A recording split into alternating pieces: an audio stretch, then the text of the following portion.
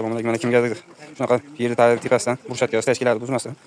Mana polietilin turbalarda suv ochish xizmatlari kerak bo'lsa, mana hozir bir joyga xizmatga keluvdi akalarimiz. Ish o'tay. O'zlari keladi, mana turbalarni olib chiqagan mana. Ko'cha tomondan olib chiqagan. Burchatga uylar taydan to'yni garanti suv ko'chada ekan, yangichilarga tushgan.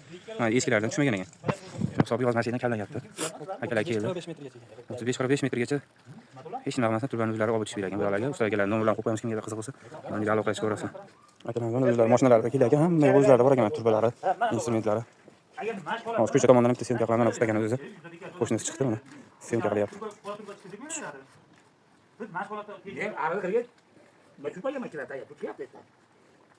Mana tomondan o'tyapmiz, shu tagidan o'tyapmiz hozir. Hozir mana mashina o'rtaga keldi deyapti. Mana bu joyga keladi, narsalarga mana mayda ekan, qora turba. Ko'rgan ekan, hozir mashinaga hech yerda o'zmasdan turbani olib chiqagan, mana qora turbaga ular qo'yish kerak o'zlari. Asosan kavlashdan boshlashdi. Akalar, nomerni qo'yib qo'yamiz, tardonga aloqaga chiqib ko'rasizlar. Hozir ichkaridan ishlayotgan jarayondan bitta video qilamiz. Akalar apparatlari o'zlari bilan ekan, suvlar to'ldirib, tashlashgan. Nima bilan qo'yib qo'yamiz, o'zingizlar pulni bilan gaplashib, o'zimiz asaka degan keladi. Mana bu joyga kalosini qo'yilyapti, hozir motor qo'yilar ekan.